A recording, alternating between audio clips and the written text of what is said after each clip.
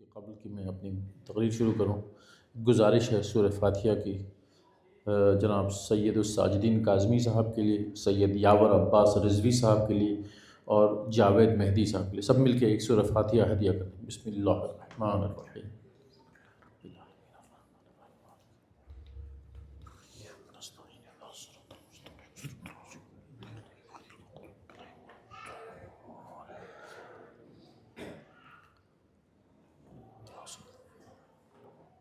اعوذ باللہ من الشیطان اللعین الرجیم، بسم اللہ الرحمن الرحیم۔ الحمد للہ رب العالمین، الحمد للہ الذی ہدانا لہذا وما کنا لنہتدی لولا ان ہدانا اللہ، الصلاۃ والسلام والتحیۃ والاکرام علی البشیر النذیر والسراج المنیر، الرسول المسدد والمصطفى الامجد والمحمود الاحمد، سیدنا و مولانا و مولا الکونین وجد الحسن والحسین عانی ابی القاسم محمد۔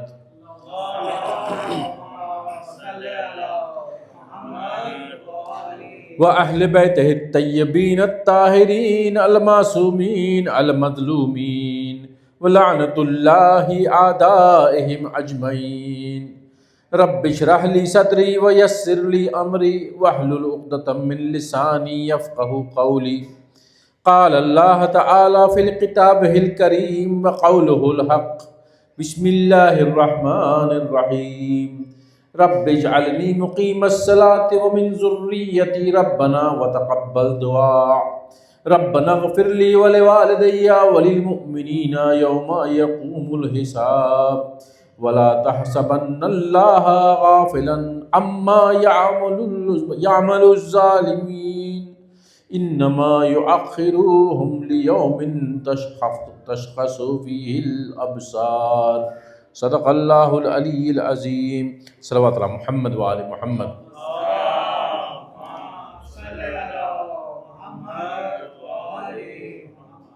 آپ لوگوں کو پھر سے السلام علیکم ورحمۃ اللہ۔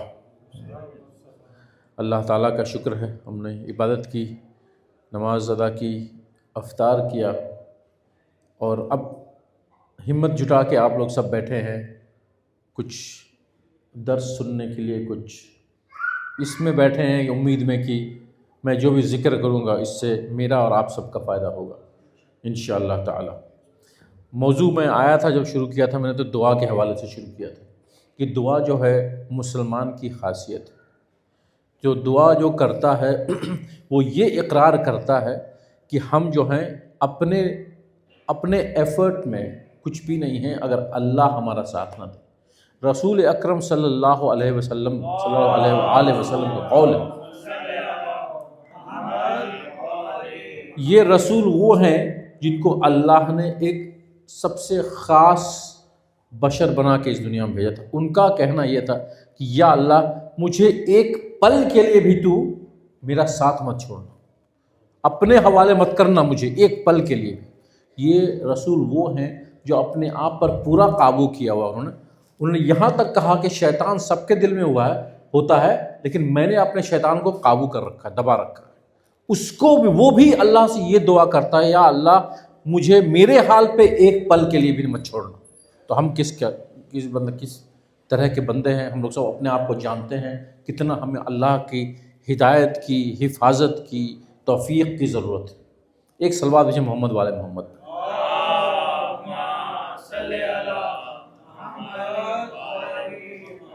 سورہ ابراہیم کی ان آیتوں کی تلاوت کرنے کا شرف حاصل کیا آپ کے سامنے۔ یہ دعا زیادہ تر لوگوں کو یاد بھی ہوگی، یہ جو میں نے یہ قرآن کی آیتیں پڑھی ہیں کافی لوگوں کو یاد بھی ہوں گی۔ آقا جان آپ کے صاحبزادہ نے مجھے دے دیا ہے، بہت مہربانی آپ کی۔ تو بہت سے لوگ اس دعا کو پڑھتے ہیں، قنوت میں پڑھتے ہیں، سجود میں پڑھتے ہیں، نماز کے بعد پڑھتے ہیں، اور جو نہیں پڑھتے ہیں ان کے لیے اور بھی زیادہ ایک ضروری چیز ہے کہ یہ جان لیں۔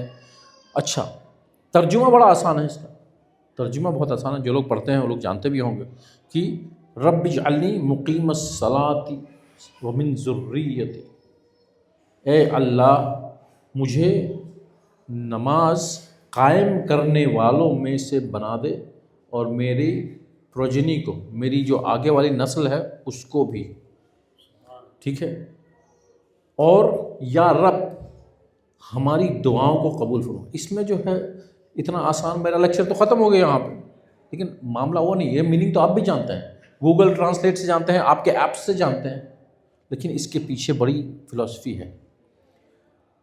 یہ دعا کس نے کی آپ لوگوں کو پتہ؟ بتائیے کس نے دعا کی؟ یہ اللہ نے قرآن میں جو ڈال دیا، کس کی دعا ہے یہ؟ جی، حضرت ابراہیم علیہ السلام۔ ایک صلوات سے مل کے محمد والے محمد۔ ابراہیم علیہ السلام کون شخص ہے؟ اس کو پہچانے پہلے، وہ ہے خلیل خدا، ہی از دا فرینڈ آف اللہ سبحانہ و تعالیٰ۔ اچھا، وہ دعا کر رہے ہیں کہ یا اللہ مجھے ایسا بنا دے، جعل کہ ایسا بنا دے کہ میں نماز قائم کرنے والوں میں سے ہو جاؤں۔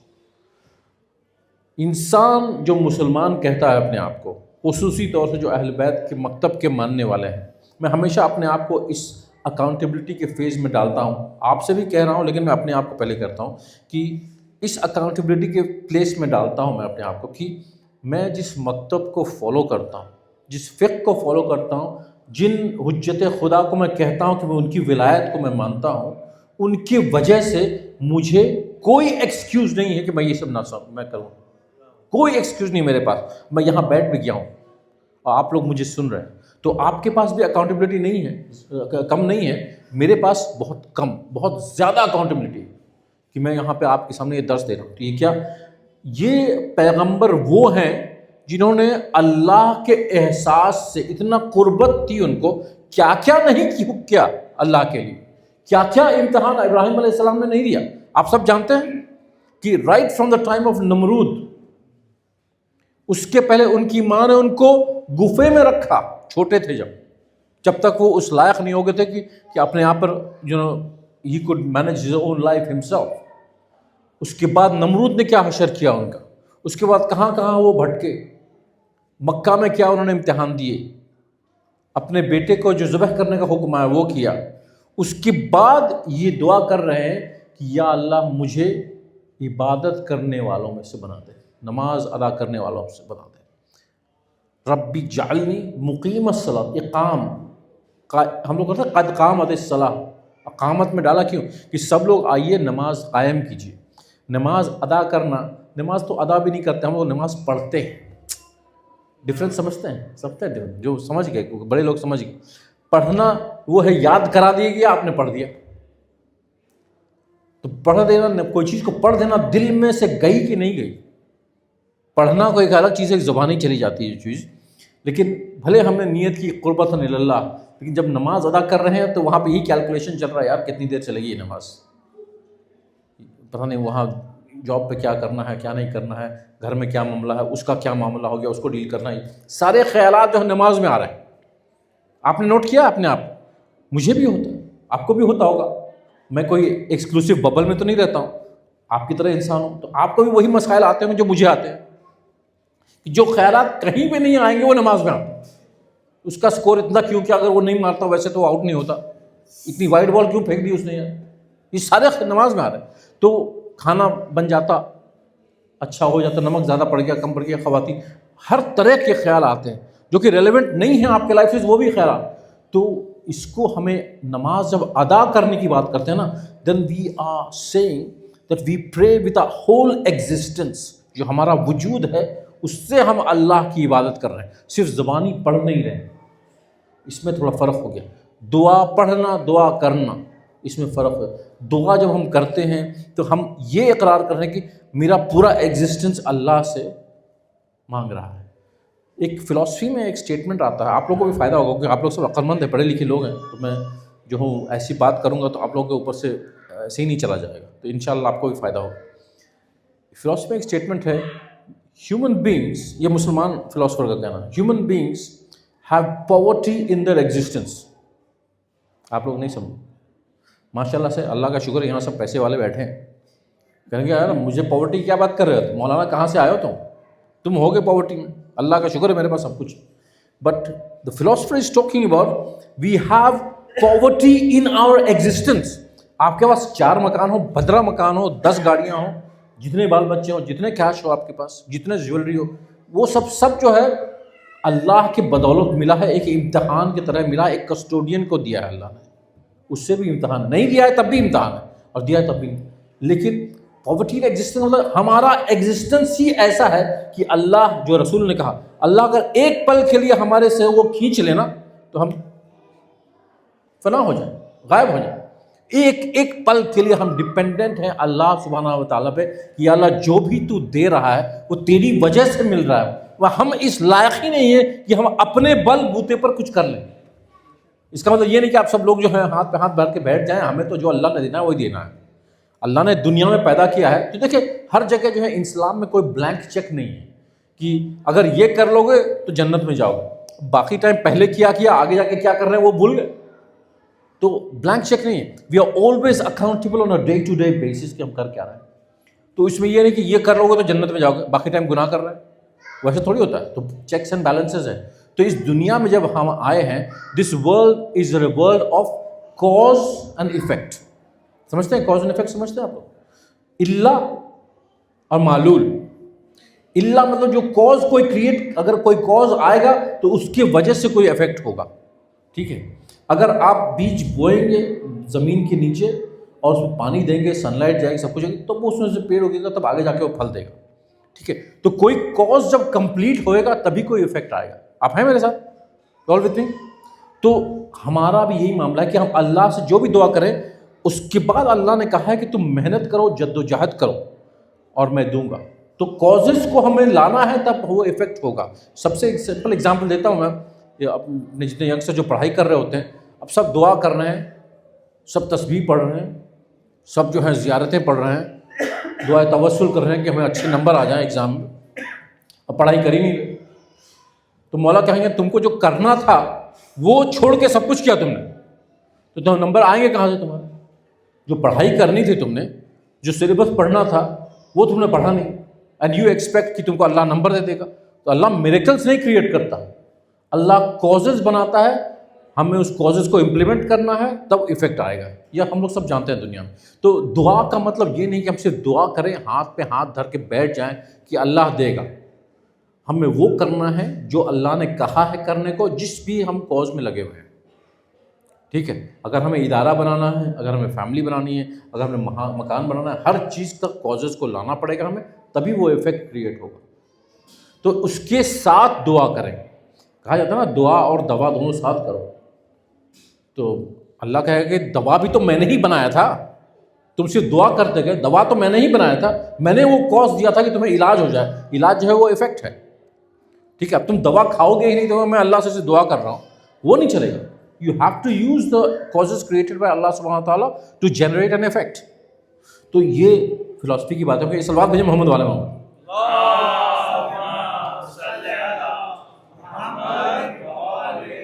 تو وہ نبی جو اللہ کے کہنے پر کیا کیا کر نہیں چکا ہے آلریڈی, وہ یہ دعا کر رہا ہے. یہ ون آف دا لاسٹ دعا ہے ابراہیم علیہ السلام کی, کہ یا اللہ مجھے نماز قائم کرنے والوں میں سے بنا دے. کہ نماز قائم کرنا کتنی بڑی چیز ہے. ابراہیم علیہ السلام بتا رہا ہے کہ اس کو کر لیا تب ہم ایمان پہ, اس کو کر لیا تب ہم ایمان پہ. اور یہ کہہ رہے ہیں کہ مجھے ہی نہیں میری ذریت کو بھی بنا دے. رب اجعلنی مقیم الصلاۃ من ذریتی. مجھے اگر مجھے کرنا ہے کوئی کام, میرے بچوں سے کوئی کام کرانا, ابھی گفتگو ہو رہی تھی کچھ لوگوں سے کہ جو کام مجھے اپنے بچوں کو کرانا ہے میں وہ دکھاؤں کہ میں کر رہا ہوں. کچھ لوگ پوچھتے ہیں نا بھائی کہ میں کیسے کروں, یہاں کا ماحول ایسا ہے ویسا ہے. میں نے کہا آپ نے کیا کیا؟ سوال یہاں, آپ کے بچے ہیں, سب سے پہلے آپ ہی ٹیچر ہیں اس بچے کے, ماں باپ ہے نا. You don't even have to say اینی تھنگ, کچھ کہنے کی ضرورت نہیں. اگر بچپن سے اس بچے کو پیار دیتے ہیں تو جو آپ کریں گے وہ بچہ کرے گا. It doesn't matter what you say, جو آپ کریں گے, جو اس نے دیکھا ہے, جو آبزرو کیا ہے. بچے جو ہوتے ہیں یہ مت سمجھیے کہ سو رہے ہیں تو کچھ نہیں پتا ان کو, their brains are active, sponge کی طرح ہوتے ہیں, ابزارب کرتے ہیں اپنے انوائرمنٹ سے. تو اگر آپ اپنے بچے کو ایسا بنانا چاہتے ہیں تو ویسا کریے, جیسا کریں گے. سب سے بڑی تبلیغ دنیا کی وہی ہے جو ہم عمل کر کے دکھا رہے ہیں.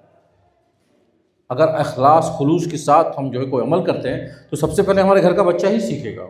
اگر ہم جو ہے یہ کہہ دیتے ہیں کہ دروازے پہ دستک ہوتی ہے تو بیٹا کہہ دو کہ بابا نہیں ہے, تو that will be a normal thing for the child, کہ کہہ دو کہ نہیں ہے. آپ نے کیا امپلیمنٹ کر کے دکھایا اس کو, دیٹس دا مین تھنگ. بہت انوسینٹ سے یہ ایگزامپل دیا میں نے کہ لوگ کہہ دیتے ہیں کئی بار کہ نہیں ہے. تو اس چیز کا خیال رکھنا ہے کہ ہم جو چیز عمل کریں گے وہی ہماری آنے والی نسل قبول کرے گی.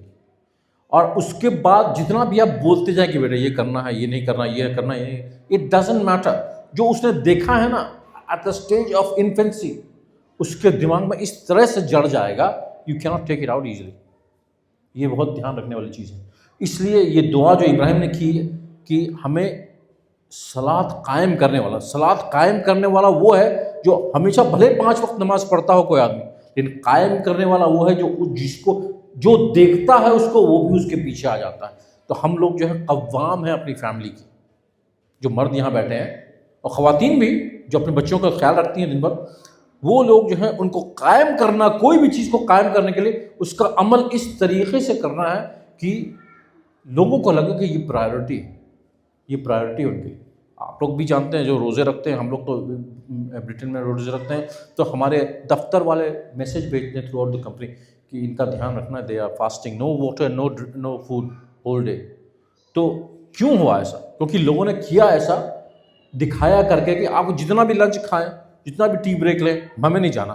ہم ہمیشہ جاتے تھے آپ کے ساتھ, لیکن ہم نہیں جائیں گے کیونکہ ہمارا دین کا معاملہ ہے, اس میں کوئی کمپرومائز نہیں. تو اگر میچ چل رہا ہے, 2020 کا میچ ہے, 18واں اوور آ گیا ہے, کریٹیکل سٹیج ہے میچ کا, نماز کا ٹائم ہو گیا ہے, کہ آپ میچ کمپلیٹ کر کے نماز پڑھتے ہیں یا اس وقت نماز ادا کرتے ہیں؟ وقت تو ہے نماز کا نا بھائی, 15-20 منٹ کے بعد بھی نماز کا وقت رہے گا, لیکن آپ نے پرائیورٹی کیا دکھائی اس بچے کو اپنے؟ یہ عمل کر کے دکھایا کہ کوئی بات نہیں یار, نماز تو پڑھ ہی لیں گے, میچ تو کمپلیٹ ہو جائے. آپ نے پرائیورٹی دے دی اس چیز, دنیاوی چیز کو, جس کے لٹرلی کوئی ویلیو نہیں ہے. ہم لوگ سب دیکھتے ہیں انٹرٹینمنٹ, سب لوگ دیکھتے ہیں, اور کرکٹ سے سب لوگ جو پاکستان کے ہیں, انڈیا کے ہیں, سب کو تھوڑی بہت تو عادت ہے. تو اگر وہ کرتے ہیں اور ہم ایکسپیکٹ کرتے ہیں کہ بچہ ٹائم سے نماز پڑھے, گارنٹی کے ساتھ کہتا ہوں میں کبھی نہیں ہوگا, بیکاز پرائیورٹی اس کی کچھ اور ہو جائے گی. آپ نے کر کے دکھائی ہے, آپ نے اس کو پرائیورٹی بنا کے دی. مدرسے میں ایبسنٹ ہو سکتا ہے یا اسکول میں ایبسنٹ ہو سکتا ہے, یہ آپ لوگ کی زندگی میں ہمیشہ آتا ہوگا یہ معاملہ, کیونکہ اسکول جانا لازمی ہے, مدرسہ چھوڑ دو کبھی چلتا ہے, کوئی مسئلہ نہیں. پرائیورٹی آپ اس کو کر کے دکھا رہے ہیں کیا ہے نا, کہ مولوی صاحب پڑھانے آئیں گے, آج منع کر دیتے ہیں مولوی صاحب نہ پڑھائیں, انہیں جانا ہے کہیں شادی میں جانا ہے, کہیں بھی جانا ہے, جینوئن کاز ہے, کوئی مسئلہ نہیں. بٹ دا چائلڈ نوز کہ اگر ایگزام رہے گا تو ماں باپ شادی میں نہ جائیں, اسکول کا ایگزام رہے گا تو ماں باپ شادی میں نہ جائیں. لیکن اگر مولوی کا کلاس رہے گا قرآن کا نا, تو بھلے ہی کہیں گے آج مولوی کو کینسل کر دو, شادی میں چلتے ہیں, ورنہ بات خراب ہو جائے گی. امپورٹنٹ چیز دو نا. لیکن میں یہ بتا رہا ہوں کہ پرائیورٹی کیا ہے ہماری.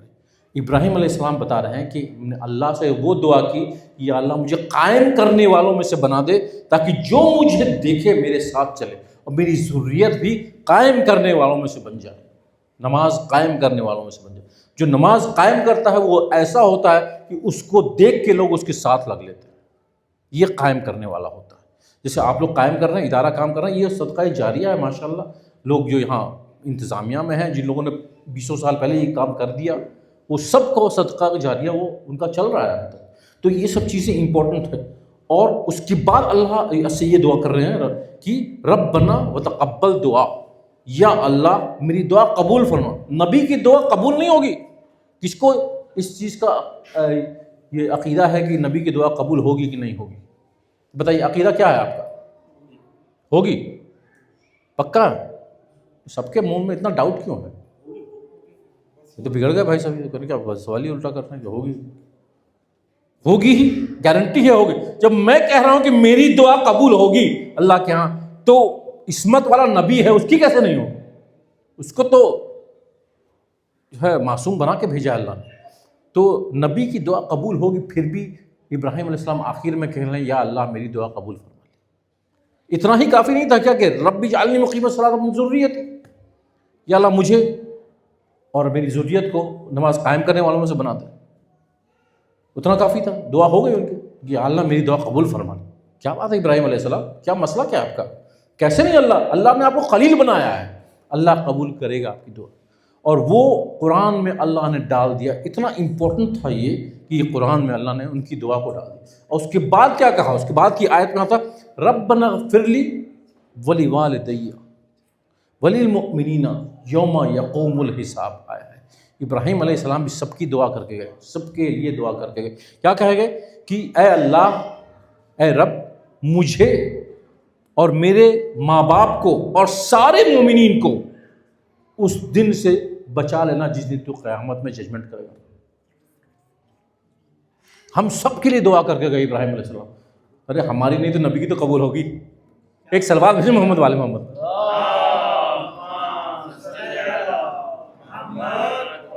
اچھا, مومنین عصمت کے قائل ہیں, مومنین عصمت کے قائل ہیں کہ عصمت ہے, نبی معصوم ہے, دعا کر دی. اب ہم لوگ پورا چین میں آ گئے, اما ہم کہاں جائیں گے, ہمیں تو جنت میں جانا ہے. ابراہیم علیہ السلام کی دعا ہے. میں نے ابھی آپ سے 10 منٹ پہلے کہا اسلام میں بلینک چیک نہیں. ابراہیم علیہ السلام دعا کر دی, ہم اگر حجت کر لیں کہ ہم دعا کو رد کر کے ہی جائیں گے ان کی, تو پھر کیا کرے گا اللہ؟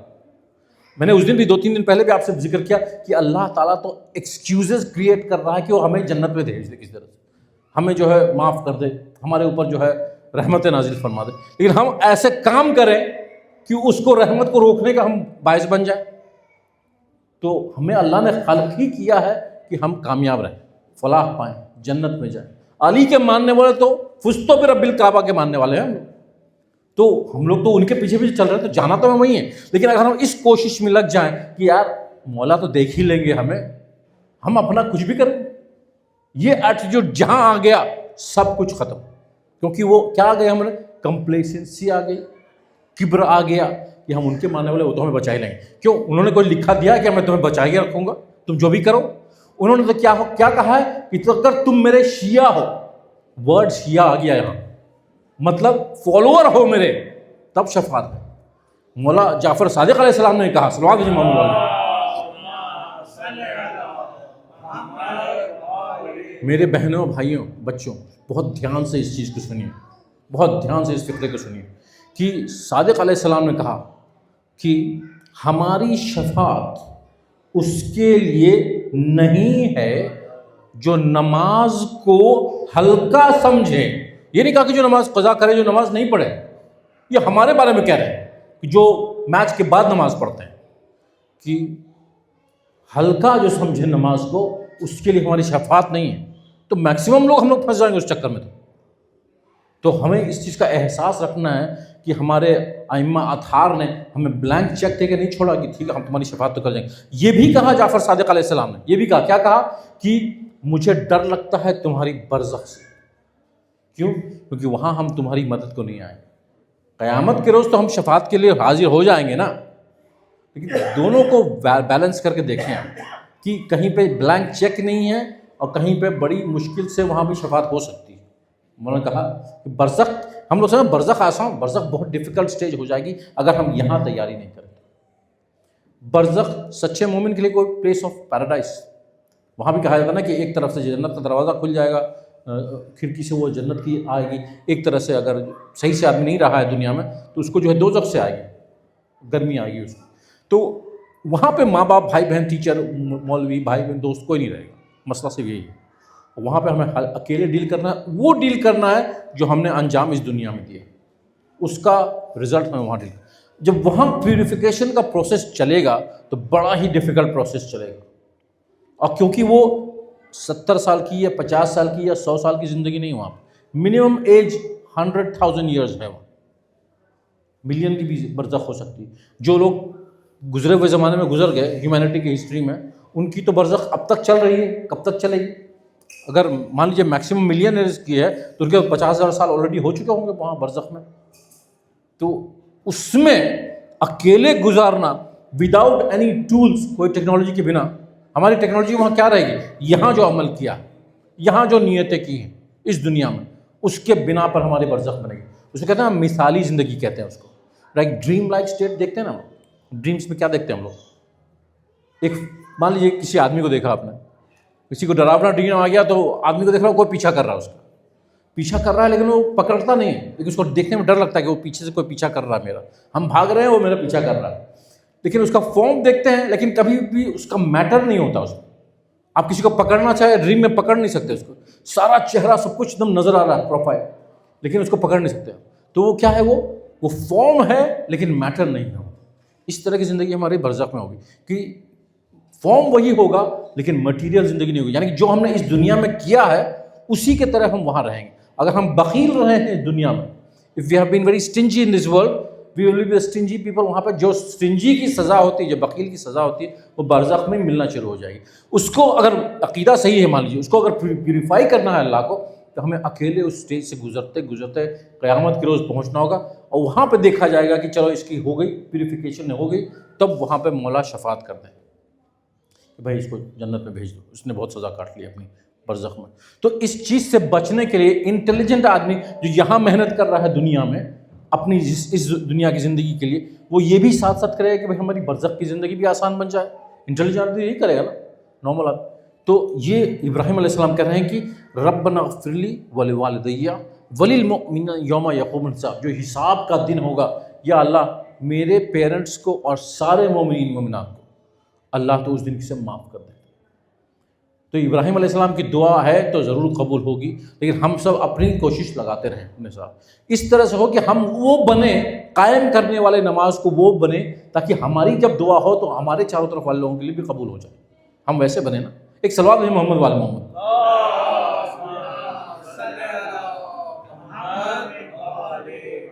اور اختتام پہ لاتا ہوں میں اس آیت کی، وَلَا تَحْسَبَنَّ اللَّهَ غَافِلًا عَمَّا يَعْمَلُ الظَّالِمُونَ، اور یہ مت سمجھو، یہ اب اللہ رسول کو کہہ رہے ہیں، یہ مت سمجھو کہ میں جو ہوں ظالموں کے عمل سے غافل ہوں.